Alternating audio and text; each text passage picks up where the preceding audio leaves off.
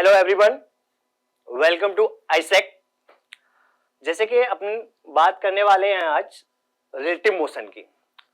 Relative motion मतलब ठीक है, सबको लगता है यार काइनेमेटिक्स का एक छोटा सा चैप्टर है, इजी है, बट सच्चाई तो सब लोग जानते हैं कि आप लोगों को कितना समझ में आता है रिलेटिव मोशन। रिलेटिव मोशन पढ़ने से पहले हम कुछ इंपॉर्टेंट कुछ पॉइंट्स हैं जिनको डिस्कस करना चाहेंगे। जैसे कि कोई भी चीज पढ़ने के लिए या समझने के लिए एक प्रोसेस होती है। जैसे हमने पहले एलकेजी यूकेजी पढ़ा, फिर हम नर्स मतलब फर्स्ट क्लास में गए, सेकंड क्लास में गए, थर्ड में गए। अगर हमको डायरेक्टली फोर्थ क्लास में डाल दिया जाता तो ऑब्वियस सी बात है अपने से क्लास में कुछ समझ में नहीं आता। वैसे ही अगर रिलेटिव मोशन समझना है तो मेरी सारे बच्चों से रिक्वेस्ट है, ठीक है, इससे पहले 1D पढ़ लो और 1D से भी पहले बेसिक मैथ्स। बहुत सारे बच्चे आते हैं, मतलब यहाँ इस जगह भी आते हैं, हम जहाँ पढ़ाते थे वहां पर भी आते थे, बच्चे बोलते हैं सर बेसिक मैथ्स तो आती है, ठीक है। फिर जब वो बेसिक मैथ्स का यूज करना होता है बच्चों के तोते उड़ जाते हैं। बच्चों को समझ में नहीं आता है कि भैया डिफरेंशिएशन कैसे कर रहे हैं, स्ट्रेट लाइन की इक्वेशन कैसे देख रहे हैं, स्लोप कैसे देख रहे हैं। सबसे इंपॉर्टेंट टॉपिक जो है इससे पहले वाला वो है वेक्टर। जिसको वेक्टर अच्छे से नहीं आता होगा, काइनेमेटिक्स नहीं आता होगा, बेसिक मैथ्स नहीं आती होगी, उसको इस चैप्टर में डेफिनेटली दिक्कत होने वाली है। फिर क्या करें सर? तो जैसे भी आप लोगों की रिक्वायरमेंट हो, जो भी आपके टॉपिक्स हो, कमेंट में हमें बताइए, हम उनके लेक्चर्स आप लोगों को प्रोवाइड कराएंगे। अब हम बात करने वाले हैं, मैं उम्मीद करता हूं जो भी हमारा लेक्चर देख रहे होंगे कि वो सारे स्टूडेंट्स पुरानी जो भी बेसिक चीजें हैं या काइनेमेटिक्स है वो सारी चीजें अच्छे से पढ़ चुके होंगे। और फिर भी कोई दिक्कत है हमसे कांटेक्ट कीजिए, अपन उन चीजों को रिजॉल्व करेंगे, सीधी बात। अब बात करते हैं रिलेटिव मोशन की। अब रिलेटिव तो ठीक है, पहले तो बात करते हैं रेस्ट और मोशन होता क्या है। ये भी सही बात है, मोशन और रेस्ट होता क्या है। रेस्ट और मोशन दोनों ही टर्म क्या है, रिलेटिव टर्म्स है। हम कभी भी ऐसे नहीं बोल सकते कि भैया रेस्ट पर है या मोशन पर है, बहुत सारी चीजें बात करनी पड़ेगी। तो पहले हम बात करें रिलेटिव। उससे पहले सबसे पहले हम देखते हैं रेस्ट और मोशन की बात करें। रेस्ट और मोशन,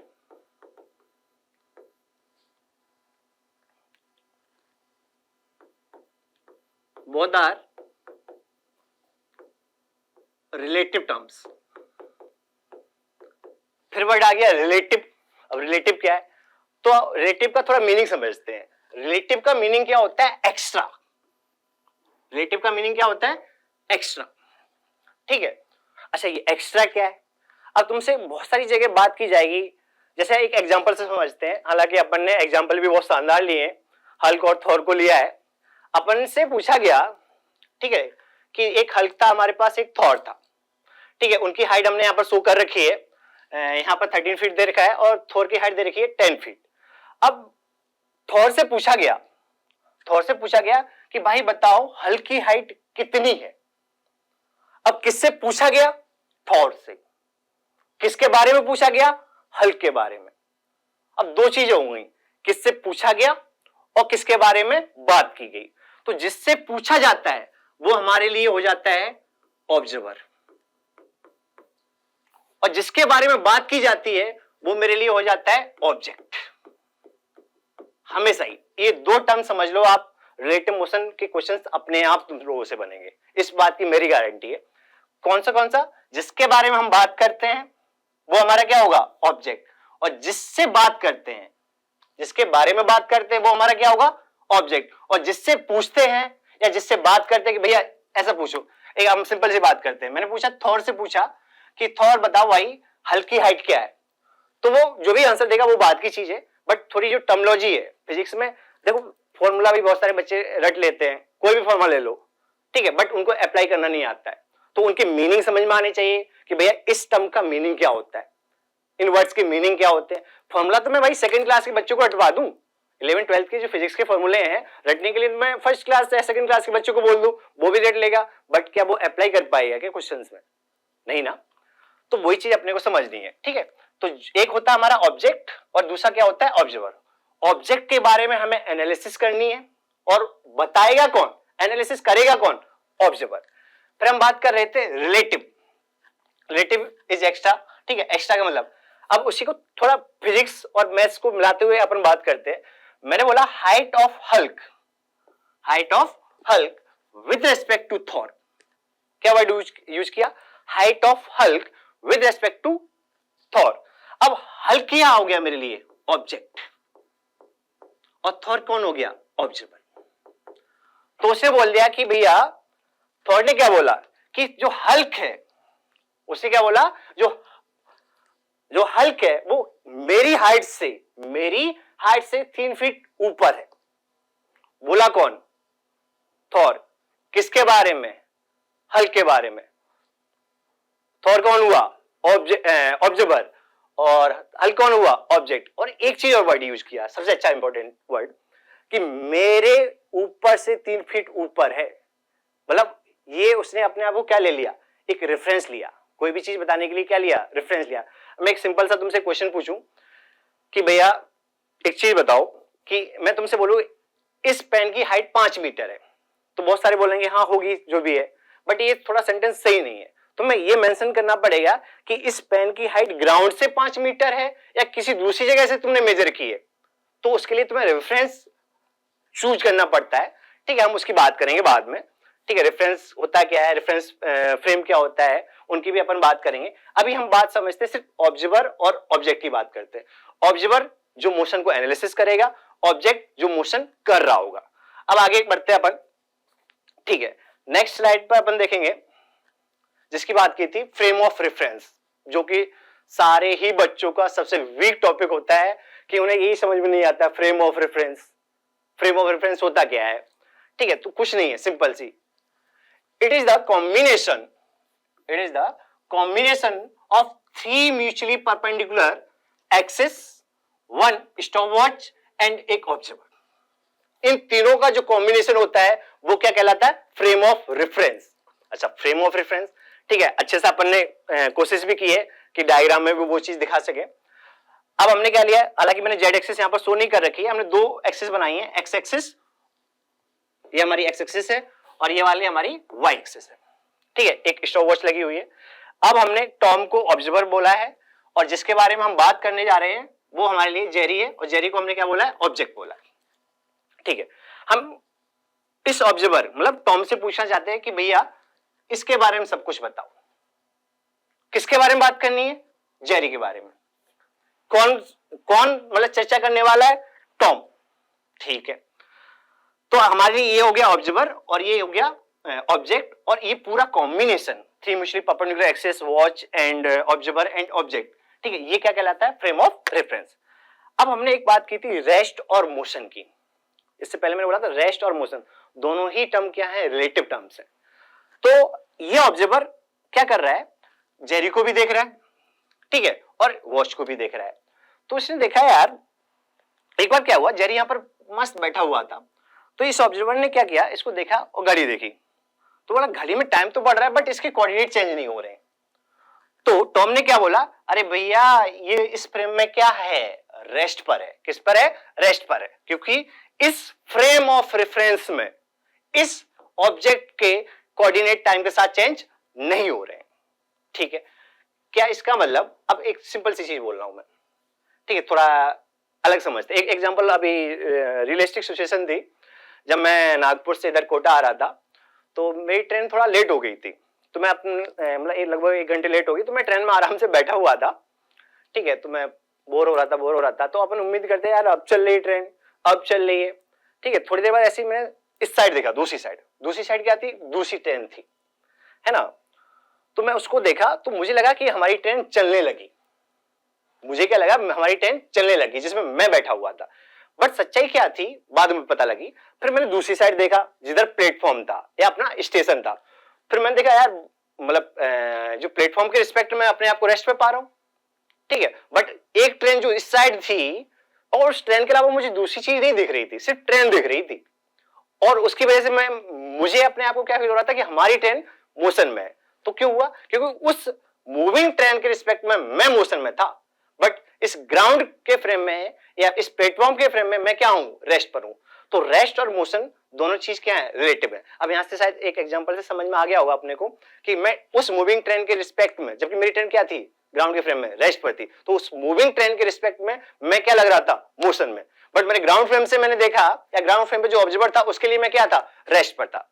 तो मैंने क्या बोला कि था तो मैं ही ना, मेरी वाली जो ट्रेन थी, ऑब्जेक्ट तो एक ही था, बट उसी ऑब्जेक्ट को अगर मैं दूसरे फ्रेम से देखता हूं, मतलब मूविंग ट्रेन से देखता हूं, तो मैं मोशन में पाया जाता हूं। बट दूसरा ऑब्जर्वर जो ग्राउंड में खड़ा हुआ है वो मुझे देखता है और मेरे मोशन का एनालिसिस करता है, तो वो बोलता है मैं रेस्ट पर हूं। तो मोशन और रेस्ट दोनों क्या है, रिलेटिव टर्म में, वो डिपेंड करता है कि आप कहां से देख रहे हो। ठीक है, अब कहां से देख रहे हो, तो वही इंपॉर्टेंट चीज है। जो देखता है वो ऑब्जर्वर है, और जिसको एनालिसिस करना है, जिसके बारे में बात करनी है, वो हमारे लिए क्या होता है, ऑब्जेक्ट। तो यहां पर हमने ऑब्जेक्ट कौन लिया है, जेरी लिया है। फिर मैंने बात की भाई भाई फिर से स्टोरी। तो इस जेरी के जो कोऑर्डिनेट है इस टॉम के रिस्पेक्ट में क्या हो रहे थे, चेंज नहीं हो रहे थे। तो position of Jerry with respect to Tom, या फिर बोल सकते हैं position of Jerry in this frame. तो तुम क्या बोलोगे, ये क्या बोलता है, टॉम क्या बोलता है कि भैया जेरी के पास जाना है तो एक काम करो, एक्स में एक्स दूरी चल जाओ और वाई में वाई दूरी चल जाओ। एक्स एक्सिस के लॉन्ग एक्स चलो, वाई के लॉन्ग वाई चलो, तो कहां पर पहुंच जाओगे, जेरी के पास पहुंच जाओगे। ठीक है, सही बात है। उसने क्या बोल दिया, डिस्टेंस भी बता दिया और डायरेक्शन भी बता दी। या फिर वो बोलता कि भैया वो दिख रहा है जेरी, बोले यहां से इतनी दूरी पे जाओ और कुछ इस एंगल पे चले जाओ। तो इसमें क्या आ गया, एक तो मैग्नीट्यूड भी आ गया और डायरेक्शन भी आ गई। तो हम यहां पर लिखना चाहते थे position of Jerry with respect to Tom. तो क्या बोलते हैं, X I cap plus Y J cap. हम उम्मीद करते हैं कि इससे पहले बेसिक चीजें तुमको आती होंगी, फिर भी मैंने कोशिश की है कि उस बेसिक चीजें यहां पर एक्सप्लेन कर सके।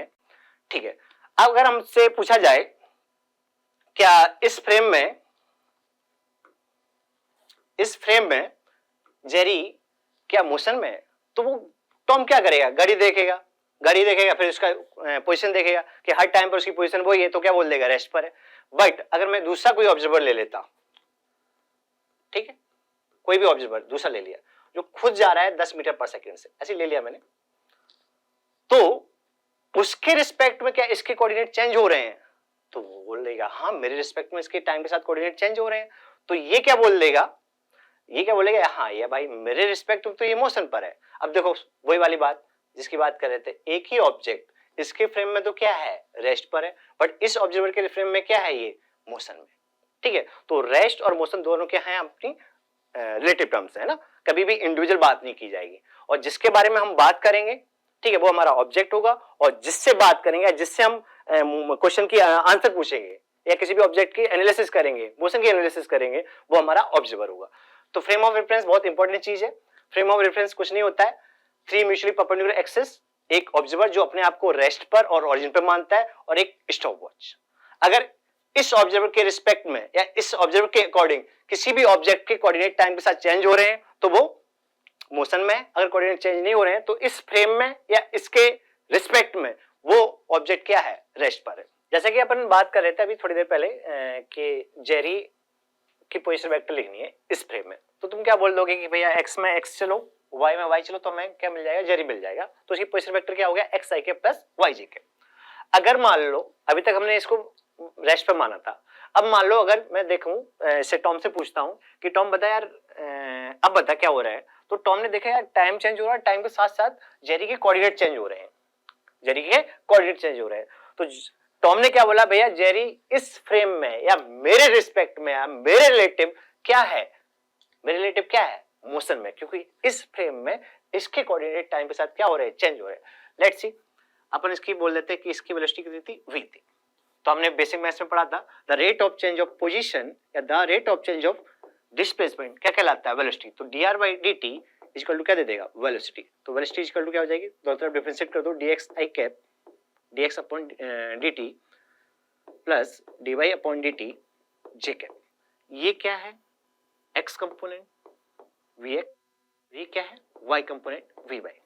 तो यहां से वेलोसिटी वेक्टर इक्वल टू हो जाएगा vx i cap plus vy j cap. ठीक है, तो मुझे पता लगा कि भाई इसकी वेलोसिटी भी टाइम के साथ चेंज हो रही है, तो मैंने बोल दिया कि इसके पास कुछ एक्सेशन रहा हुआ a।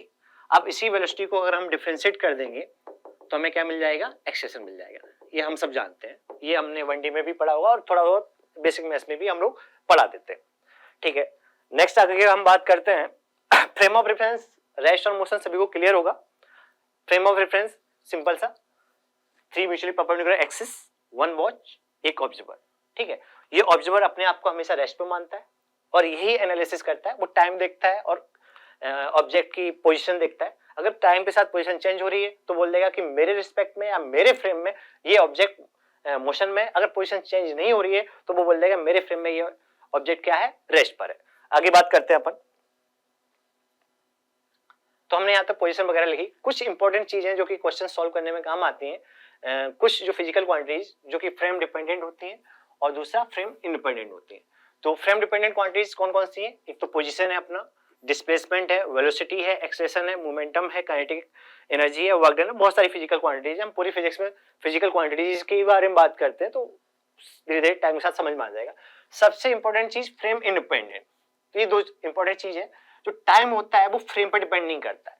टाइम एक ऐसी चीज है, चाहे मैं जैसे मान लो अगर हम बात करें कि एक लिफ्ट में एक पर्सन था, ठीक है, उसके हाथ में एक बॉल थी, तो उसने बॉल को डाला, ठीक है, ड्रॉप करा। वो अब तुमसे पूछा जा रहा है यार, ठीक है, एक पर्सन जो है ग्राउंड पे खड़ा हुआ है, एक पर्सन उसी लिफ्ट में है, तो दोनों से पूछा जाए कि बताओ कितनी देर बाद वो बॉल लिफ्ट की सरफेस से टकराएगी, तो दोनों टाइम तो सेम ही बताएंगे। तो टाइम क्या हो गया? Frame independent. अच्छा, वैसे डिस्टेंस बिटवीन 2 पॉइंट्स, अब कोई भी 2 पॉइंट्स हमारे पास, ये 2 पॉइंट्स है। अब इन 2 पॉइंट्स के बीच में एक लिफ्ट में ऑब्जर्वर है और एक ग्राउंड पर है, क्या लिफ्ट वाले ऑब्जर्वर को भी इन 2 पॉइंट्स के बीच की डिस्टेंस सेम दिखेगी और ग्राउंड वाले को भी क्या दिखेगी? सेम ही दिखेगी। बहुत बढ़िया बात। तो कुछ कुछ चीजें हैं जो कुछ फिजिकल क्वांटिटीज हमारी फ्रेम डिपेंडेंट होती हैं और कुछ हमारी फ्रेम इंडिपेंडेंट होती हैं। ठीक है, आगे बात करते हैं। अच्छा, एक जैसे कि अभी मैंने ट्रेन वाला एग्जांपल लिया था, ट्रेन वाले एग्जांपल से अपन समझे थे, ठीक है। अपने पास 2 ट्रेन है जैसा कि डायग्राम में दिख रहा है ना। वो ट्रेन एक्चुअली एक ही है, बिल्कुल कंफ्यूज मत होना। यही ट्रेन और ये प्लेटफॉर्म पे एक हमारा O1 ऑब्जर्वर खड़ा हुआ है, ठीक है। ये इसी ट्रेन का हमने डायग्राम ऊपर बना रखा है जो कि कितनी वेलोसिटी जा रही है? 10 मीटर पर सेकंड से। अब इस O1 ऑब्जर्वर से, उस O1 ऑब्जर्वर से अगर मैं ट्रेन के बारे में पूछूं तो वो क्या बोलेगा कि भैया ये तो मोशन में और कितनी वेलोसिटी से आ रही है? 10 मीटर पर सेकंड से। अब थोड़ा कुछ चेंज करते हैं अपन क्या करते हैं, मैं इस पर्सन को P1 बोल देता हूं। इस पर्सन के बारे में एनालिसिस करना चाहता हूं, ठीक है।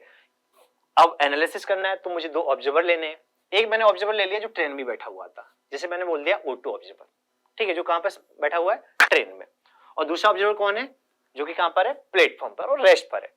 तो O1 से जब पूछा तो O1 ने बोला कि भैया ट्रेन जा रही है 10 मीटर पर सेकंड से और ट्रेन के साथ साथ ये पर्सन भी जा रहा है कितने से? 10 मीटर पर सेकंड से। तो ये O1 ऑब्जर्वर के रिस्पेक्ट में ये पर्सन क्या है? मोशन में है। बट फिर दूसरा कॉल किया, ये ट्रेन वाले बंदे को, ये वाला जो ऑब्जर्वर था, इससे पूछा कॉल करके, बताओ यार इस पर्सन के बारे में बताओ। पूछा कि भाई इस पर्सन के बारे में बताओ, क्या कर रहा है? मोशन में या रेस्ट पर है? तो उसने बोला यार मेरे रिलेटिवली यार उसकी जो है ना कोऑर्डिनेट या हमारे बीच का गैप या कोऑर्डिनेट वगैरह चेंज ही नहीं हो रहा है, मेरे रिस्पेक्ट में इसके कोऑर्डिनेट चेंज नहीं हो रहे हैं। तो उसने बोला अरे ये तो मेरे रिस्पेक्ट में क्या है? रेस्ट पर है। तो वही चीज मैंने फिर बोला, रेस्ट और मोशन दोनों ही रिलेटिव टर्म में। जब हम O1 के रिस्पेक्ट में इस पर्सन को देख रहे थे तो वो मोशन में बोल रहा था, जब मैंने O2 के रिस्पेक्ट में इस पर्सन को देखा तो उसने क्या बोला? रेस्ट पर बोला। हालांकि बहुत ज्यादा रेस्ट और मोशन पर काफी चर्चा होगी, जो कि मुझे लगता है कि देखो फिजिक्स एक ऐसा सब्जेक्ट है, रियल लाइफ से जितनी ज्यादा चीजों को रिलेट करोगे, और काइनेमेटिक्स में रियल लाइफ से तो रिलेट होती है पूरी फिजिक्स, मतलब पूरी लाइफ मतलब फिजिक्स सब जानते हैं हम लोग। लेकिन उसके साथ साथ एक कुछ चीजें और है। काइनेमेटिक्स में क्या होता है, काइनेमेटिक्स में अगर लैंग्वेज जो हमारी क्वेश्चन की दे रखी हो उसको अगर डायग्राम में कन्वर्ट कर सको या डायग्राम में कन्वर्ट पॉसिबल है तो क्वेश्चन इजी हो जाता है। फिर अपने को चमकने लगता है किस टाइप की इक्वेशंस लगानी है, किस तरीके के फॉर्मूले लगाने हैं, तो काफी चीजें इजी हो जाती है। ठीक है, आगे बात करते हैं अपन लोग। फिर मैं कुछ कुछ फॉर्मूले लिखा दे रहा हूं, हालांकि आप लोग पहले से पढ़े होंगे, फिर भी मैं कुछ कुछ फॉर्मूले लिखा रहा हूं।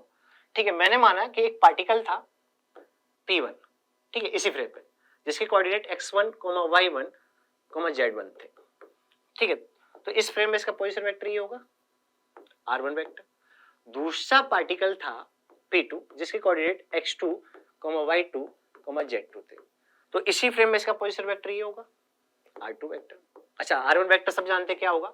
r1 वेक्टर को अपन लिख लेते हैं। r1 वेक्टर होगा xi cap plus y j cap plus z k cap, sorry x1, y1 and z। r2 vector क्या होगा? x2 i cap plus y2j plus z2 k।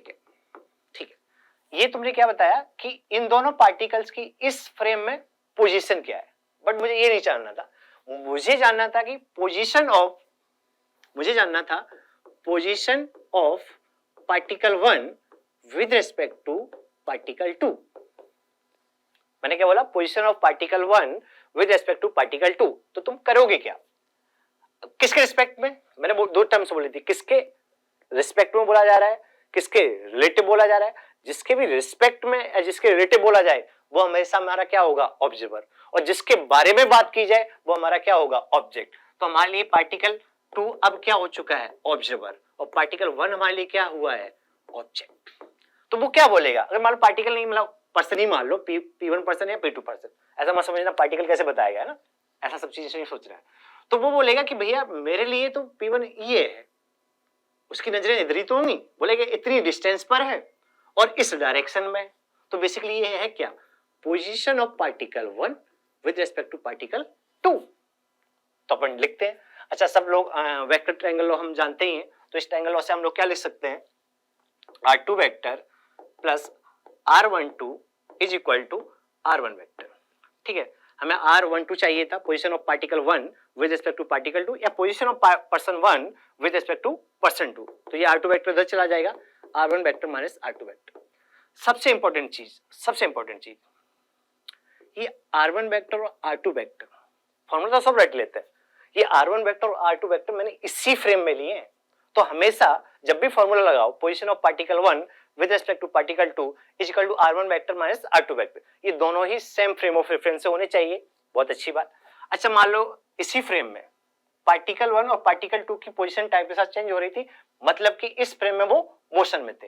Let's see, इसकी velocity कुछ v1 vector दे रखी थी and इसकी velocity कुछ v2 vector दे रखी थी। ठीक है, तो हम जानते हैं कि d, अच्छा ये सॉरी, क्योंकि इसे R2 लिया तो इसे v2 ले लेते हैं अपन।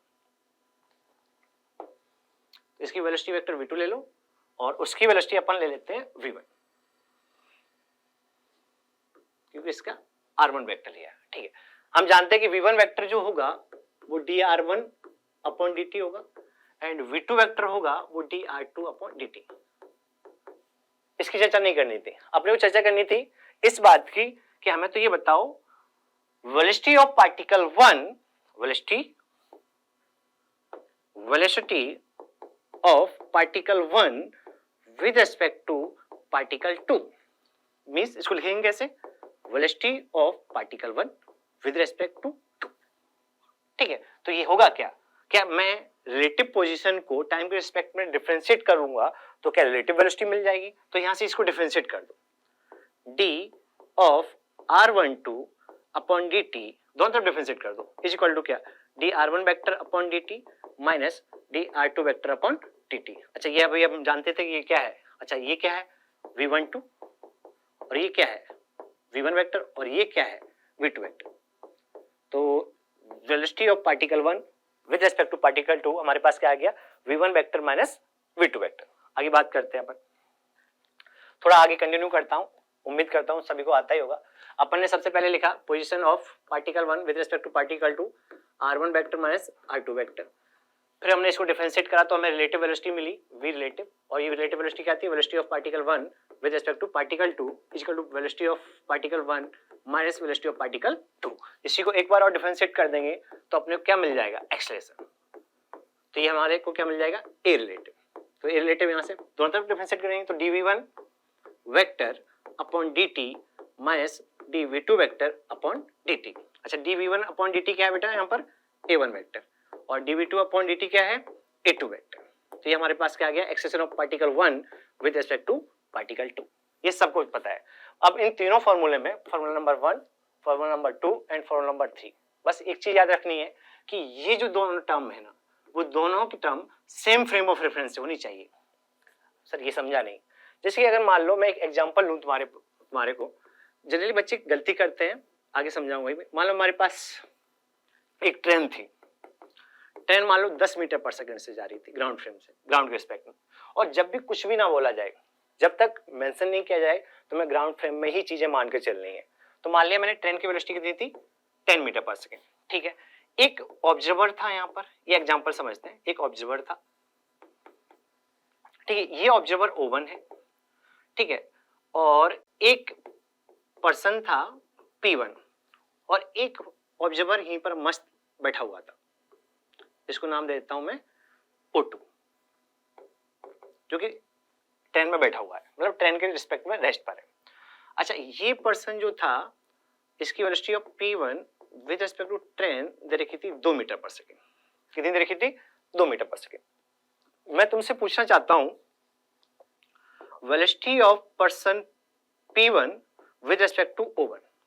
तो बच्चे जनरली क्या करते हैं, फॉर्मूला लगा देते हैं कि जैसे हम फॉर्मूला लगा रहे थे V12, तो V1 माइनस V2, मतलब पहले की वेलोसिटी माइनस दूसरे की वेलोसिटी। तो जनरली बच्चे क्या फॉर्मूला लगाते हैं, VP1 माइनस VO1, और उनको दिखता है कि ये वेलोसिटी 2 दे रखी है और O1 की वेलोसिटी हमने मान ली यहाँ पर ली नहीं थी, हमने मान ली ये 5 मीटर पर सेकंड से जा रहा था। कितने से जा रहा था? 5 मीटर पर सेकंड से, और O1 की वेलोसिटी कितनी है? 5, और आंसर दे दिया -3 मीटर पर सेकंड, जो कि क्या है? गलत है। गलती क्या हुई? अरे अब एक चीज ध्यान से देखो, तुमने जो P1 की वेलोसिटी डाली वो ट्रेन के रिस्पेक्ट में डाली, बट O1 की जो वेलोसिटी डाली वो ग्राउंड के रिस्पेक्ट में डाली। तो मैंने अभी यही तो बोला था कि ये जो दोनों वेलोसिटी पड़ेंगी वो सेम फ्रेम ऑफ रेफरेंस से होनी चाहिए। या तो P1 की वेलोसिटी जब अगर ट्रेन के रिस्पेक्ट में डाल रहे हो तो O1 की भी ट्रेन के रिस्पेक्ट में डालो, या फिर जब O1 की वेलोसिटी ग्राउंड के फ्रेम में डाल रहे हो तो P1 की वेलोसिटी भी ग्राउंड फ्रेम में डालो। तो सर फिर कैसे क्वेश्चन करेंगे? चलो देखते हैं अपन, कोई बड़ा बात नहीं है, अपन सीखेंगे। ठीक है, तो अपन एक काम कर लेते हैं कि यहां पर जो वेलोसिटी दे रखी है, velocity of P1 with respect to train equal to क्या? Velocity of P1 minus velocity of train. ठीक, velocity of P1 with respect to train कितना दे रखी है? 2 आगे की तरफ। तो साइन कन्वेंशन जैसे आई कैप जे कैप भी यूज कर सकते हो, और वेक्टर क्वांटिटीज में जो साइन कन्वेंशन की जरूरत पड़ती है वो बस आई कैप और जे कैप से बचने के लिए। तो मेरे अकॉर्डिंग एक डायरेक्शन, एक पर्टिकुलर प्रॉब्लम में राइट वाली डायरेक्शन को अगर पॉजिटिव मान लिया तो अपने आप लेफ्ट वाली डायरेक्शन को नेगेटिव मान लेंगे, ऊपर वाली डायरेक्शन को पॉजिटिव मान लिया तो नीचे वाली डायरेक्शन को नेगेटिव मानेंगे। और इस चीज का बड़ा ध्यान रखेंगे कि अगर मैंने एक बार साइन कन्वेंशन कर लिया तो throughout the problem sign convention वही रखना है। ठीक है, तो VP1 कितना है बेटा? ये तो चाहिए ग्राउंड के फ्रेम में, क्योंकि ग्राउंड के फ्रेम में तो नहीं दे रखा है, minus VT velocity of train कितना है? +10, और VP1T कितना दे रखा है? 2। तो velocity of person in ground frame, तो ये -10 उधर चला जाएगा, कितना हो गया? 12 मीटर पर सेकेंड। बहुत सही। तो ये चीज जो हमने बताई थी ना, ये अभी यहाँ पर डाली वैल्यू, वो क्या थी? गलत थी। हमें चाहिए क्या था? Velocity of P1 with respect to O1। तो फॉर्मूला हो जाएगा velocity of P1 minus velocity of O1। क्या अब पर्सन की, इस पर्सन P1 की क्या मुझे ग्राउंड के रिस्पेक्ट में वेलोसिटी पता है? क्या O1 की भी ग्राउंड के रिस्पेक्ट में पता है? अच्छा, ये कितनी आई? अभी 12 आई, और ये कितनी आई जो कि गिवन है 5। तो 12 माइनस 5 12 माइनस 5 कितना हो गया? 7। तो 7 मीटर पर सेकेंड। तो velocity of P1 with respect to O1 कितना आ गया? 7 मीटर पर सेकेंड। उम्मीद करता हूं सभी को क्लियर होगा। कोई भी डाउट आओ बेझिझक पूछो, अपन कोशिश करेंगे कि तुम्हारे जो भी सपने हैं उनको पूरा करा सके। आगे बात करते हैं अपन। अच्छा, इसमें कुछ चीजें और हैं। जो फॉर्मूले तुम लोगों ने 1D में पढ़े थे वो सारे फॉर्मूले यहाँ पर वैलिड है। तुमने वहां पर पढ़ा होगा जब वेलोसिटी कांस्टेंट होती है, जब वेलोसिटी कांस्टेंट होती है मींस एक्सेलेरेशन 0। ठीक है, तो तुमने पढ़ा होगा S = VT फॉर्मूला लगा देते थे। बहुत अच्छी बात। ठीक है, तो यहां पर भी अगर V रिलेटिव कांस्टेंट है, V रिलेटिव कांस्टेंट है, कुछ नहीं सोचना है, बस अपने को क्या सोचना है, जहां जहां V था बस उसमें एक वर्ड यूज कर लेना हर फिजिकल क्वांटिटी के साथ, रिलेटिव वर्ड। तो अगर V रिलेटिव कांस्टेंट है तो कंफर्म है A रिलेटिव 0 होगा। ठीक है, तो यहां पर क्या हो जाएगा? S relative = V relative * T।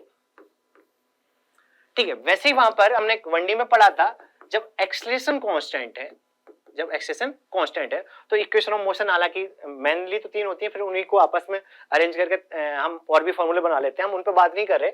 हम यहाँ बस ये बताना चाह रहे हैं वो सारे फॉर्मूले जो हमने 1D में पढ़े थे वो सारे के सारे रिलेटिव में हम यूज कर सकते हैं। बहुत अच्छी बात। अच्छा, एक्सेलरेशन कांस्टेंट था तो कौन कौन सी इक्वेशन आती थी? V = U + AT, S = UT + ½ AT² and V² = U² + 2S। बस इसके आगे क्या है? अगर मान लो A रिलेटिव कांस्टेंट है, A रिलेटिव कांस्टेंट है तो अपन लोग क्या करेंगे? V relative = U relative + A relative into T. अब इसमें भी थोड़ा कंफ्यूजन होता है बच्चों को। अब ये रिलेटिव वेलोसिटी, अभी रिलेटिव के बारे में हमने बात की थी। जैसे मान लो मेरे पास दो पार्टिकल थे, इसे समझते हुए चलते। फॉर्मूले को देखो, फॉर्मूला मैंने स्टार्टिंग में बोला था, फॉर्मूला तो मैं सेकंड क्लास के बच्चे को भी रटवा सकता हूँ, बट उनको टर्म्स का मीनिंग नहीं पता होता है। अपने को लैंग्वेज के फॉर्म में क्वेश्चन दे रखा है, एक एक लाइन पढ़नी है, ठीक है, उसी से वैल्यूज निकाल कर फॉर्मूले पुट करनी है, उसी से तो आंसर आना है और उसी से अपने को मार्क्स मिलने हैं। तो वो तो बच्चे और हमारे में फिर डिफरेंस क्या रह गया? अगर बच्चे से क्वेश्चन नहीं भर रहा और हमसे भी नहीं भर रहा तो डिफरेंस क्या रह गया? क्योंकि उन बच्चों को दिमाग इतना नहीं चलता है और चीजें इतनी नहीं समझते, बट अपन तो समझते हैं। जैसे मान लो एक पार्टिकल था ए, ग्राउंड फ्रेम में उसकी वेलोसिटी दे रखी थी v1, मैंने पहले भी बोला था, ठीक है। अगर कुछ नहीं भी दे रखा है, अगर कुछ नहीं भी दे रखा है, किसके फ्रेम में दे रखी है, तो तुम्हें किसके रिस्पेक्ट में माननी? ग्राउंड फ्रेम में।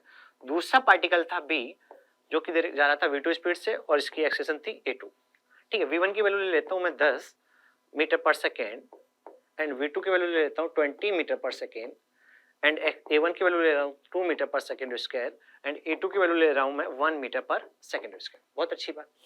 मुझे लिखना है v रिलेटिव, मतलब मुझे ये बताना है कि बताओ ये t इक्वल टू 0 की सिचुएशन थी, ये t इक्वल टू 0 की सिचुएशन थी। मेरे से बोला गया कि 1 सेकंड पर दोनों के बीच की रिलेटिव वेलोसिटी बताओ। मेरे से बोला गया 1 सेकंड पर दोनों के बीच की रिलेटिव वेलोसिटी बताओ। बहुत सही बात। और उसमें मेंशन किया गया कि find relative velocity of particle a with respect to particle b। तो v रिलेटिव हमें चाहिए था कितने सेकंड पर? 1 सेकंड। बेसिकली ये बोलना क्या चल रहा है? Velocity of a with respect to b, ठीक है। देखते हैं भाई, पहले a रिलेटिव देखते हैं। तो a relative means acceleration of a minus acceleration of b। Basically हम ये पढ़ रहे हैं acceleration of a with respect to b। तो एक्सेलेरेशन ऑफ a कितना है बेटा? 2। एक्सेलेरेशन ऑफ b कितना है? 1। तो यहां से कितना आ गया? 1 मीटर पर सेकंड स्क्वायर। अच्छा, अब एक चीज देखो, इसका मतलब a रिलेटिव था वो कांस्टेंट आ गया, इसका मतलब मैं इक्वेशन ऑफ मोशन यूज कर सकता हूं। बहुत अच्छी बात, यूज कर सकते हैं।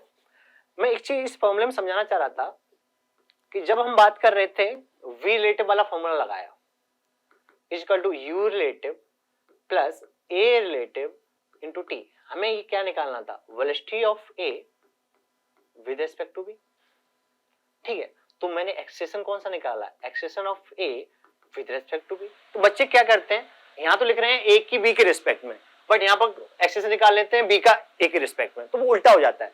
तो हम चर्चा किसके बारे में कर रहे हैं? a के बारे में। और किसके रिस्पेक्ट में? b के बारे में। तो भैया इनिशियल वेलोसिटी भी तो a की ही चाहिए, किसके रिस्पेक्ट में? b के रिस्पेक्ट में। तो एक्सेलेरेशन ने क्या पाप किया है? तो एक्सेलेरेशन भी तो हम a का b के रिस्पेक्ट में देखेंगे। कहने का मतलब ये है, पहले भी मैंने बोला कि ये सारे के सारे सेम फ्रेम ऑफ रेफरेंस में होने चाहिए, बस खत्म। तो v relative equal to u relative plus a relative into t। v relative चाहिए था, u रिलेटिव इनिशियल वेलोसिटी, इधर सॉल्व कर लेते हैं। Initial velocity of a with respect to b is equal to initial velocity of a in ground frame minus initial velocity of b in ground frame. Initial velocity of a in ground frame कितना है? 10। Right वाली direction में मैंने positive ले रखा है। और initial velocity of b in ground frame कितना है? 20। तो ये अपने आप कितना आ गया? -10। इसका मतलब, अच्छा फिर भी हमने 1D में पढ़ा होगा कि यहाँ पर टाइम को छोड़कर बाकी सारी फिजिकल क्वांटिटीज यहाँ पर क्या है? वेक्टर क्वांटिटीज है। और वेक्टर क्वांटिटीज में प्लस और माइनस का मतलब सिर्फ डायरेक्शन से होता है। मैथ्स है, अलजेब्रा है, ठीक है। तो प्लस और माइनस का मतलब सिर्फ डायरेक्शन से होता है। हम आई कैप जे कैप से बचने के लिए एक डायरेक्शन को पॉजिटिव ले लेते हैं, अपने आप दूसरी डायरेक्शन को नेगेटिव ले लेते हैं। ये सब हम लोग जानते हैं। तो मैंने क्या करा है? राइट वाली डायरेक्शन को पॉजिटिव माना है और लेफ्ट वाली डायरेक्शन को नेगेटिव माना है। तो v relative is equal to u relative plus a relative into t। अच्छा, u रिलेटिव कितना है? तो मैंने बोला अभी जैसे यहाँ पर सारी वैल्यू टाइम के अलावा सारी फिजिकल क्वांटिटीज जो थी वो वेक्टर क्वांटिटी थी और हर एक वैल्यू हम साइन के साथ पुट कर रहे थे। तो यहाँ पर भी सेम सीन है। यहाँ पर ये सब ग्राउंड फ्रेम में कर रहे थे, यहाँ पर हो सकता है दूसरा कोई ऑब्जर्वर हो, लेकिन थ्योरी तो वही रहने वाली है, कुछ नया कॉन्सेप्ट तो आज नहीं है। तो यहाँ पर सारी वैल्यू साइन के साथ डालेंगे। तो v relative is equal to u relative plus a relative into t। u relative बेटा कितना आया हमारा? -10 प्लस a रिलेटिव कितना आया? प्लस का 1। कितने टाइम बाद चाहिए था? 1 सेकंड के बाद, 1 सेकंड। तो v relative is equal to कितना आ गया? -9 मीटर पर सेकंड। उम्मीद करता हूं कि सारे फॉर्मूले जो कैसे अप्लाई करने हैं वो आप लोगों को समझ में आ गए होंगे, ठीक है। और बाकी जो भी दिक्कत है प्रैक्टिस कीजिए, आगे बढ़ते हैं अपन।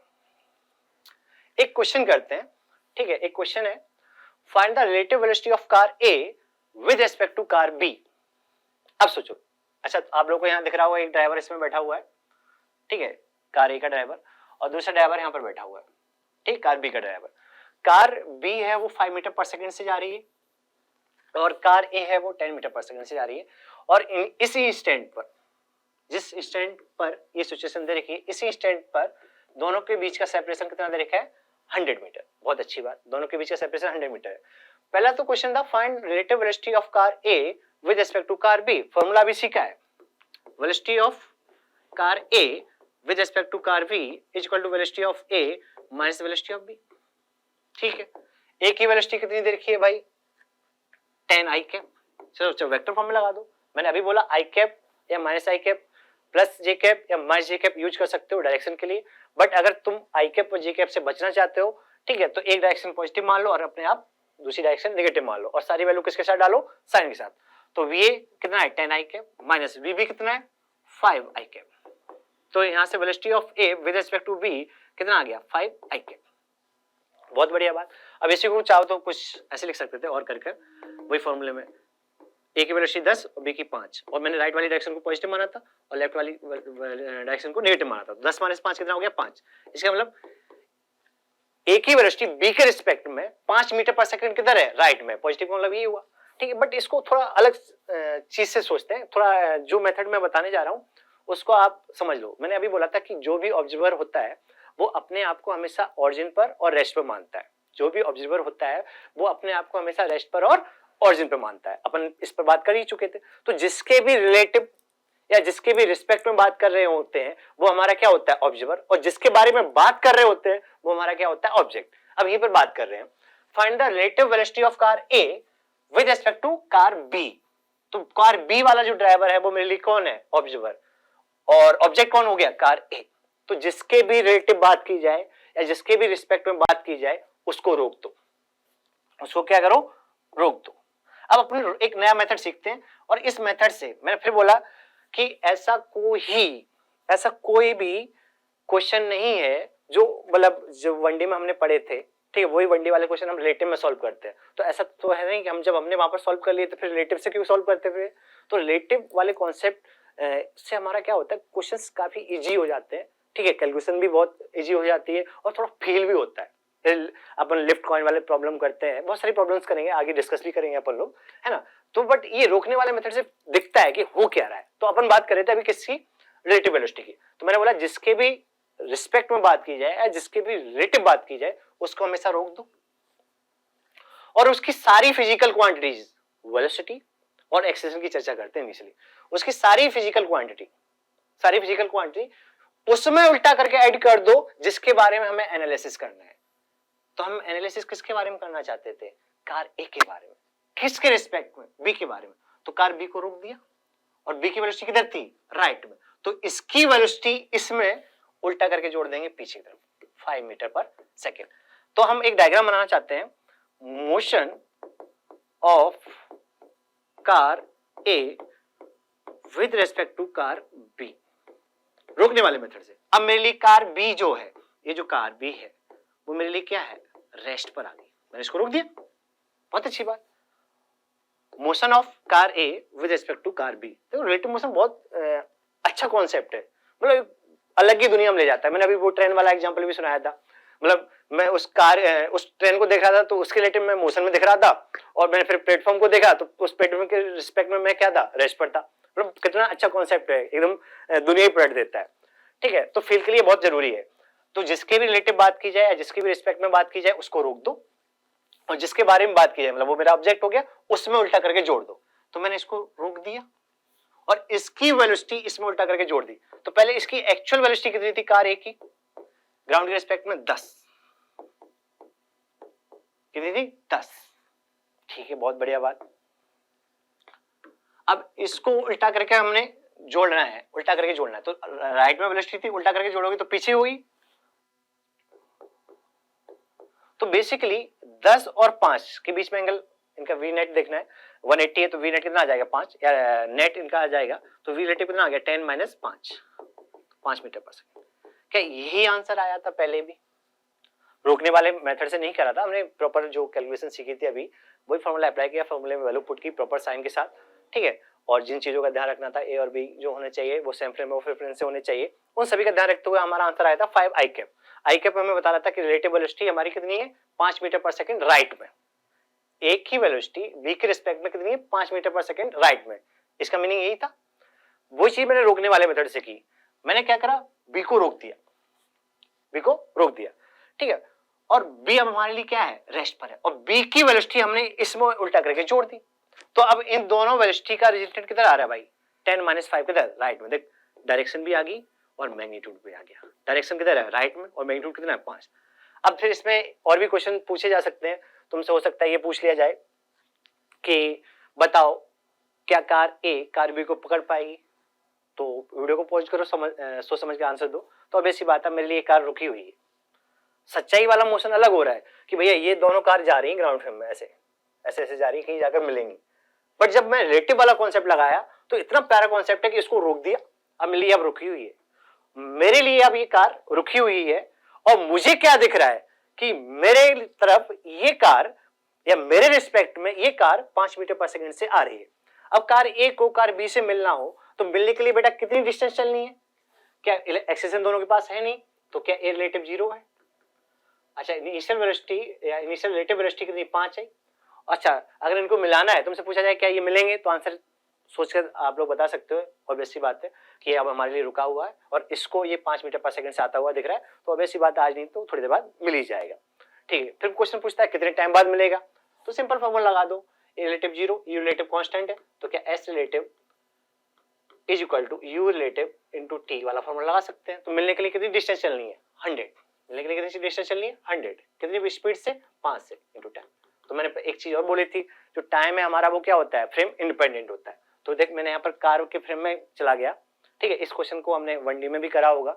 तो कार के फ्रेम में जाने के बाद भी हमारा टाइम वही आया जो हम ग्राउंड फ्रेम से सॉल्व करके लाते थे। हाँ, टी की वैल्यू आ जाएगी तुम्हारी 20 सेकेंड, ठीक है। तो 20 सेकेंड बाद कार ए कार बी को पकड़ लेगी, ठीक है। सभी को समझ में आया हुआ।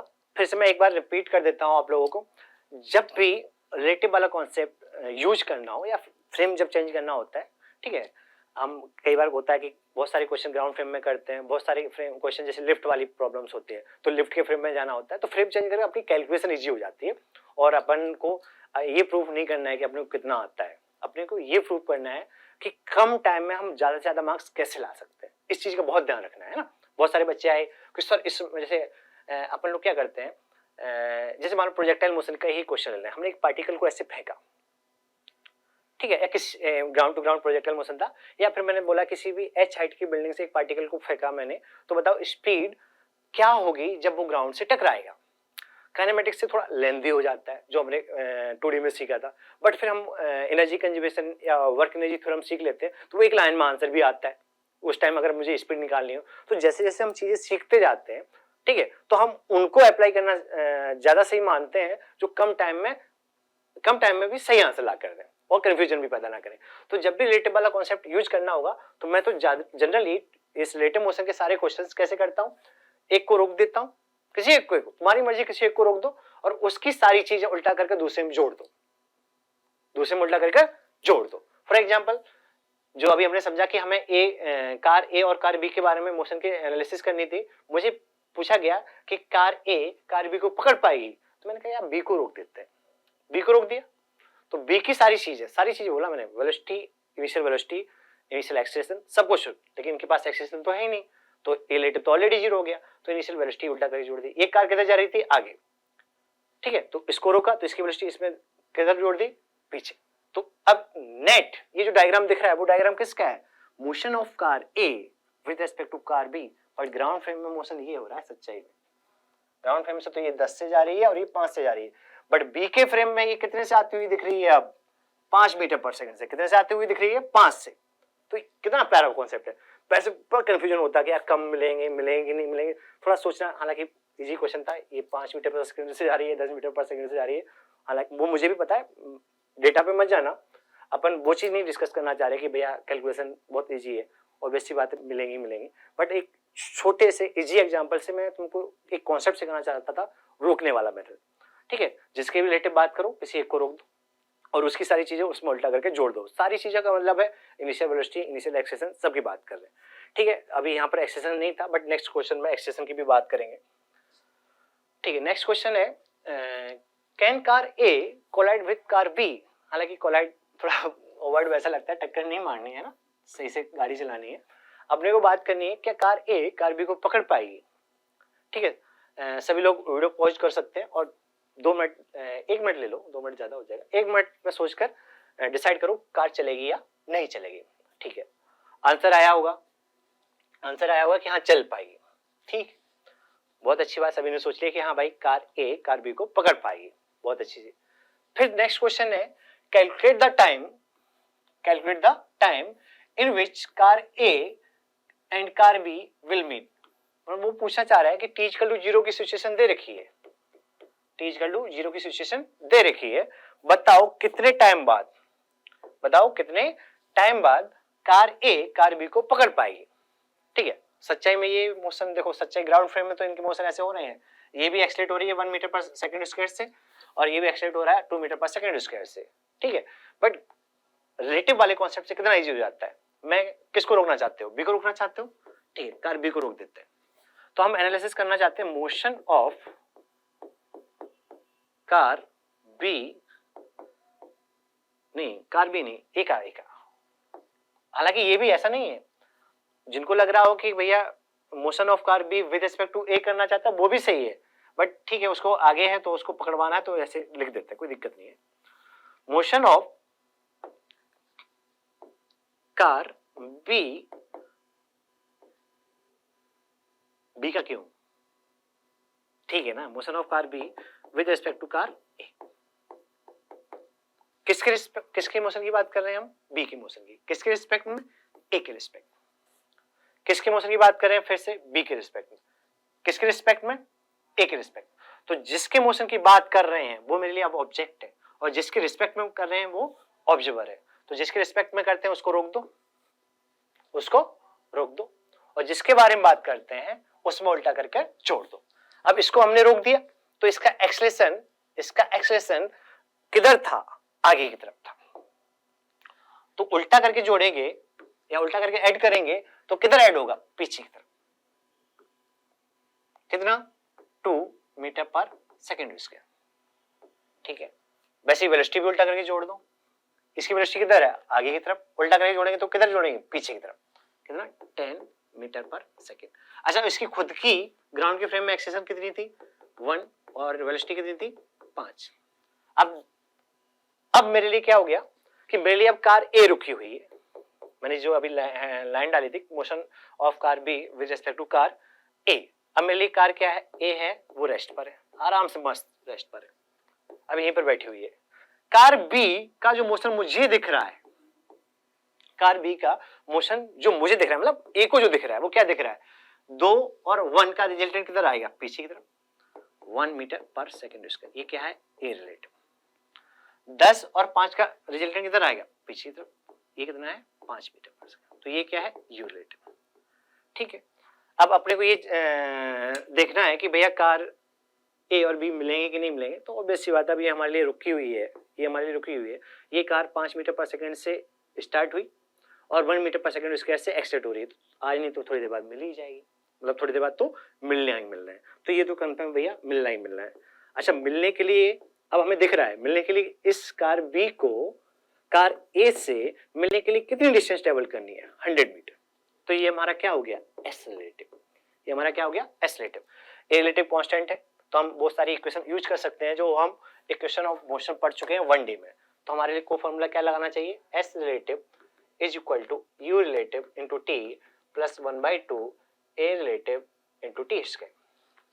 तो मैं पीछे वाली सारी डायरेक्शन को क्या मान लेता हूँ, पॉजिटिव मान लेता हूँ। तो एस रिलेटिव हमारा कितना है, 100, यू रिलेटिव बेटा कितना है, 5 into t plus 1/2 a relative की वैल्यू कितनी है, 1 इंटू टी स्क्वायर। तो यहाँ से एक क्वाड्रेटिक इक्वेशन बनी है, इसके जो भी रूट आएंगे यहाँ से सॉल्व कर लिए जाएंगे।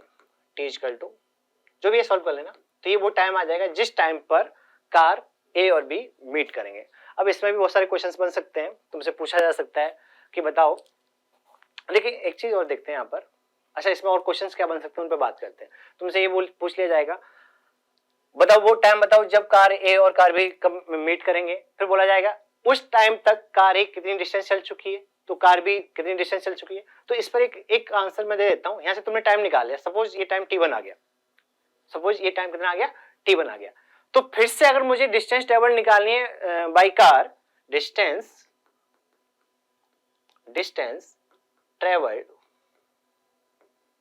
बाय कार ए, तो ग्राउंड के फ्रेम में कार कितना चल चुकी है जब वो मीट की, या कार ए कार बी से जब मिली जाकर उस टाइम तक कितना ट्रेवल कर चुकी होगी। तो ग्राउंड के फ्रेम में तो इसकी एक्सेलरेशन 2 है, वेलोसिटी 10 है, तो फिर से ग्राउंड फ्रेम में चले जाओ और ग्राउंड फ्रेम में जाकर फॉर्मूला लगा दो s equal to ut plus half a into t square. किसके बारे में बात कर रहे हैं, ए के बारे में, तो कंफ्यूजन नहीं होगा, ऐसे चिपका दो यहाँ पर ua और a।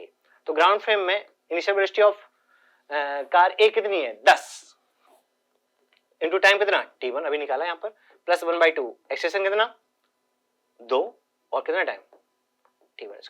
तो जब हम टाइम हमें एक बार पता लग गया कि किस टाइम बाद ये मीट करेंगे और मुझसे पूछा जाता है कि भाई बताओ कार ए इस टाइम तक कितना चल जाएगी, तो भाई ग्राउंड फ्रेम में हमें सारी वेलोसिटी और एक्सेलरेशन दे रखा है, तो ग्राउंड फ्रेम में फॉर्मूला लगाएंगे, तो s equal to ut plus half a square लगा दिया। तो u भी हमारा किस फ्रेम में लिया, ग्राउंड में, a भी किस में लिया, ग्राउंड में, और ये डिस्प्लेसमेंट जो आया वो भी किस फ्रेम में आया, ग्राउंड फ्रेम में। तो इस इक्वेशन को सॉल्व कर लोगे, यहाँ से हमारा आंसर आ जाएगा। ठीक है, और थोड़ा आज मैं फर्स्ट टाइम रिकॉर्डिंग कर रहा हूँ, ठीक है, तो क्लास का माहौल और ये अभी जो रिकॉर्डिंग का माहौल है अलग रहता है। ठीक है, फर्स्ट टाइम कोई भी काम होता है तो इतना हो सकता है परफेक्ट नहीं हो पाता है, बट अपना जो भी नेक्स्ट वीडियो लेक्चर्स आएंगे बहुत शानदार होंगे। और सभी से मेरी रिक्वेस्ट है कि जब भी रिलेटिव मोशन पढ़ो, जितना मैंने आज बताया है उसको अच्छे से फॉलो करो।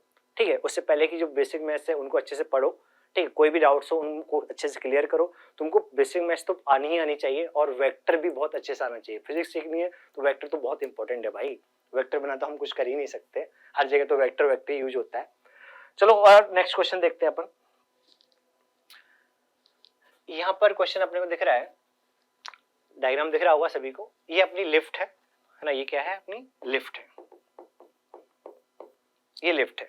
एक पर्सन था जो लिफ्ट में ऐसे खड़ा हुआ था, ठीक है, और उसके हाथ में एक बॉल थी या कॉइन था, कॉइन ले लो, क्या था, क्यों मैंने यहाँ पर कॉइन यूज कर रखा है, तो यहाँ पर क्या बोल रहे हैं, कॉइन था।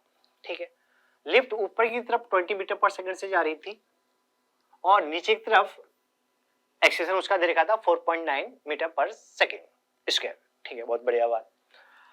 एक चीज और याद रखना, जो ग्राउंड पर ऑब्जर्वर होगा, जैसे ग्राउंड पर कोई बंदा है, मतलब ये ऑब्जर्वर है, उसको क्या दिख रहा होगा, उसको दिख रहा है लिफ्ट तो जा रही है ऊपर 20 मीटर पर सेकंड से और एक्सेलरेशन उसका कितना है, रिटार्डेशन हो रहा है 4.9 मीटर पर सेकंड स्क्वायर। तो इस लिफ्ट के कांटेक्ट में जो होगा, इस लिफ्ट के कांटेक्ट में जो होगा उसकी फिजिकल क्वांटिटीज वही होंगी जो लिफ्ट की हैं। जैसे मैं इस बंदे से पूछूं तो वो क्या बोलेगा, ये लिफ्ट जा रही है 20 मीटर पर सेकंड से ऊपर और नीचे की तरफ एक्सेलरेशन है 4.9, तो इस ऑब्जर्वर को वही सारी चीज किसकी दिखेंगी, इस पर्सन की। तो इसके पर्सन के पास इस ऑब्जर्वर के रिस्पेक्ट में वेलोसिटी 20 मीटर पर सेकंड ऊपर की तरफ है और एक्सेलरेशन 4.9 मीटर पर सेकंड उसके नीचे की तरफ है। क्या ये सारी चीजें इस कॉइन के पास नहीं है, क्योंकि ये कॉइन भी तो उसके टच में है। पर्सन किसके कांटेक्ट में, लिफ्ट के, और लिफ्ट के हाथ में कौन रखा हुआ है, कॉइन। तो ग्राउंड फ्रेम में इसकी जो वेलोसिटी है कॉइन की, क्या वो वही होगी जो लिफ्ट की है, या फिर उल्टा सोचो, क्या इस कॉइन की ग्राउंड फ्रेम में वेलोसिटी और एक्सेलरेशन वही होगी जो पर्सन के, और पर्सन के वही होंगे जो लिफ्ट के। ठीक है, तो क्वेश्चन ये नहीं था, तो अपन बात कर रहे थे रोकने वाले मेथड पर। ठीक है, बहुत अच्छी बात। अपन बात करते हैं, यहां पर क्वेश्चन पूछा है, calculate the time taken by the coin to reach the floor of the lift. पूछ रहा है कि इस कॉइन को इसी इंस्टेंट पर रिलीज कर दिया गया, अभी इसकी जो कॉइन की हाइट थी फ्लोर से वो 98 सेंटीमीटर थी। बहुत अच्छी बात। वो पूछ रहा है कि भाई बताओ कितने टाइम बाद ये कॉइन इससे टकराएगा। बट देखो मोशन अगर देखा जाए, तो बहुत मतलब 1D में सोचोगे तो बहुत डिफिकल्ट हो जाएगा, बट रिलेटिव से कितना अच्छा हो जाएगा अपन देखते हैं। अपन कॉइन के बारे में थोड़ी चर्चा कर लेते हैं। कॉइन के बारे में ग्राउंड फ्रेम में सारी चीज लिख लेते हैं। जैसे हमने रिलीज किया, एक चीज और हमेशा याद रखना, जब भी हम किसी मूविंग ऑब्जेक्ट से किसी भी दूसरे ऑब्जेक्ट को रिलीज करते हैं, मैंने क्या बोला, रिलीज, मैंने पहले लेक्चर स्टार्ट होने से पहले एक चीज पर बहुत फोकस किया था कि वर्डिंग को समझा करो, वर्ड्स में होता क्या, बोलना क्या चाह रहा है। मैंने पूरा रिलीज किया, मैंने कोई थ्रो नहीं किया है, मैंने कुछ वेलोसिटी देकर या एक्सेलरेशन देकर नहीं छोड़ा है, मैंने सिर्फ रिलीज किया है। तो जब भी हम किसी भी मूविंग ऑब्जेक्ट से किसी दूसरे ऑब्जेक्ट को रिलीज करते हैं तो एक चीज ट्रांसफर होती है, वो होती है वेलोसिटी। और नहीं मानते हो तो एक्सपेरिमेंट करके देख लेना। हम ऐसे भाग रहे हैं, मेरे हाथ में कोई भी मतलब पेन या ऑब्जेक्ट, कोई दूसरा भी ऑब्जेक्ट था, तो देख रहा हूँ कि मैं 10 से जा रहा था, तो स्टार्टिंग में इसके पास वेलोसिटी भी 10 होती है, फिर उसके बाद हमारे से इसका कॉन्टेक्ट टूट गया पेन का, फिर उस पर mg लग रहा था, जी एक्सेशन था, उसकी वजह से ऐसे प्रोजेक्टाइल कर जाता है, वो बात की चीज है। अपने को याद कर रखना है कि किसी भी मूविंग चीज से किसी भी ऑब्जेक्ट को रिलीज करते हैं तो उसकी सिर्फ वेलोसिटी ट्रांसफर होती है। अच्छा, कॉइन की बात करें तो कॉइन पर कहां से रिलीज किया गया? पर्सन द्वारा।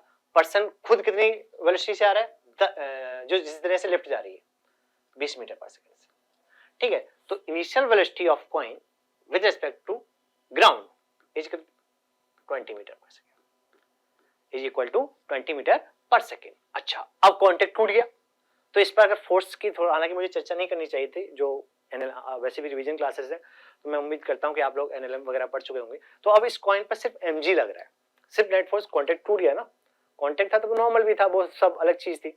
जब इस पर mg लग रहा है, mg लग रहा है मतलब सिर्फ और सिर्फ इसके पास एक्सेशन कौन सा है? g है। ग्राउंड के रिस्पेक्ट में इसके पास एक्सेशन कौन सा है? नीचे की तरफ g। सब जानते हैं एक्सेशन ड्यू टू ग्रेविटी हमेशा डाउनवर्ड होता है, ठीक है। बहुत बढ़िया बात, ये क्या है? कॉइन का एक्सेशन है किसके रिस्पेक्ट में? ग्राउंड के रिस्पेक्ट में, ठीक है। ये कॉइन की बात होगी। बट इस क्वेश्चन को अगर ग्राउंड के रिस्पेक्ट में करोगे तो बहुत डिफिकल्ट भी तुम्हें लगेगा, फील कम आएगी। अपन क्या करते हैं, वो रोकने वाला मेथड अपनाते हैं। कौन सा वाला मेथड? रोकने वाला। रोकने वाला मतलब लिफ्ट के फ्रेम में चले जाते हैं, लिफ्ट फ्रेम। अभी तक हम कहां से देख रहे थे? ग्राउंड से। तो हमें क्या दिख रहा था? ये चीज दिख रही थी, बट अब हम कहां ऑब्जर्वर को बैठा लिए? यहीं पर बैठा लिए। ये ऑब्जर्वर हमारा अब कहां पर आ गया? लिफ्ट में, इन लिफ्ट फ्रेम। बहुत बढ़िया बात। फिर मैंने एक अभी सेंटेंस बोला था कि जो जिसके कांटेक्ट में होता है उसका सब कुछ वही होता है। तो इस ऑब्जर्वर के पास भी एक्सेशन नीचे की तरफ है 4.9 एंड वेलोसिटी है 20 मीटर पर सेकंड, क्योंकि ये किसके साथ कांटेक्ट में है? किसके साथ कांटेक्ट में? लिफ्ट के साथ। बहुत बढ़िया, बहुत अच्छी बात। तो लिफ्ट फ्रेम में जाना चाहते हैं, तो मैंने बोला था जिसके भी फ्रेम में बात करो उसके फ्रेम में हमें इनिशियल वेलोसिटी भी देखनी पड़ती है, इनिशियल एक्सेशन भी देखना पड़ता है। लिफ्ट के फ्रेम में जाते ही क्या मैंने लिफ्ट को रोक दिया? लिफ्ट के फ्रेम में जाते ही मैंने लिफ्ट को रोक दिया। बहुत बड़ी बात। अब मेरे लिए लिफ्ट रुकी हुई है। अब समझना, लिफ्ट मेरे लिए रुकी हुई है। अब मुझे पता है कि कॉइन, अब ये पूरे लिफ्ट रुक गई। अभी तो क्या कॉइन भी छोड़ा, ठीक है, पहले वो ऊपर जाता, फिर उसमें जी नीचे लगा था, रिटार्डेशन होता ग्राउंड फ्रेम से। अगर हम एनालिसिस करते कि उसकी इनिशियल वेलोसिटी 20 ऊपर है, जी नीचे की तरफ ऊपर जाता, लिफ्ट भी चल रही है, बहुत कंफ्यूजिंग मोशन होता। बट अभी हम किसकी बात कर रहे हैं? लिफ्ट फ्रेम में, ठीक है। लिफ्ट फ्रेम में बात कर रहे हैं तो लिफ्ट हमारे लिए रुक गई। तो हम क्या काम करते हैं कि इनिशियल वेलोसिटी, एक्सेशन वगैरह सब रिलेटिव वाला निकाल लेते हैं। तो initial velocity of coin with respect to lift, तो क्या हो जाएगा? Initial velocity of coin minus initial velocity of lift. Lift या ऑब्जर्वर, जिस ऑब्जर्वर की बात हमने यहां पर की है उसके फ्रेम में, तो इनिशियल वेलोसिटी ऑफ कॉइन कितना है? 20 ऊपर की तरफ, जो कि हमने पॉजिटिव लिए, minus initial velocity of lift. क्या इस इंस्टेंट पे वेलोसिटी लिफ्ट की 20 है? तो बेटा यू रिलेटिव तो कितना आ गया? 0। ये क्या था हमारा? यू रिलेटिव था। यू रिलेटिव तो क्या आ गया? 0, ठीक है। एक्सेशन भी देख लेते हैं। Acceleration of coin with respect to lift is equal to acceleration of coin minus acceleration of lift. ये भी शानदार। कॉइन का एक्सेशन ग्राउंड के रिस्पेक्ट में, तो हम जो एनालिसिस कर रहे हैं इस कॉइन के मोशन का, ड्रॉप करने के जस्ट बाद और टकराने के जस्ट पहले तक कर रहे हैं। ड्रॉप करने के जस्ट बाद और टकराने के जस्ट पहले तक के ही मोशन का एनालिसिस कर रहे हैं, ठीक है। तो acceleration of coin with respect to lift, तो कॉइन का एक्सेशन अभी ग्राउंड के फ्रेम में देखा था कितना था? 10। कितना था? 10, -10 ले लेते हैं, क्योंकि मैंने यहाँ पर ऊपर वाली डायरेक्शन को पॉजिटिव लिया है और नीचे वाली डायरेक्शन को नेगेटिव लिया है। तो इनिशियल वेलोसिटी तो हमने देख ली कि दोनों की 20-20 थी, तो इसलिए यू रिलेटिव 0 आ गया। बट एक्सेशन की बात कर रहे थे, तो acceleration of coin with respect to ground कितना है? -10 मीटर पर सेकंड उसके, minus acceleration of lift. Acceleration of lift किधर है? नीचे की तरफ, और कितना है? -4.9। अच्छा, जो डेटा ले रखा है उसके हिसाब से, मेरे हिसाब से जी की वैल्यू 9.8 लो तो ज्यादा सही आंसर आएगा। तो जी की वैल्यू 9.8 ले लो, इस 10 को हटा देते हैं अपन, है ना। तो जी की वैल्यू अपन ले लेते हैं 9.8 माइनस में, तो ये माइनस माइनस प्लस हो जाएगा, ठीक है। तो ये माइनस का 4.9 मीटर पर सेकेंड स्क्वायर। तो हमारा ये क्या आ गया बेटा, ए रिलेटिव। अब रिलेटिव का कितना प्यारा कॉन्सेप्ट है, वो चीज समझो। अब मेरे लिए लिफ्ट रुकी हुई है, इसको समझो, ये लिफ्ट हमारे लिए अब रुक गई। थोड़ा मैं इसको रफ कर देता हूं। हमारे को जो दिखेगा, हमारे को क्या दिखेगा कि लिफ्ट हमारे लिए अब रुकी हुई है।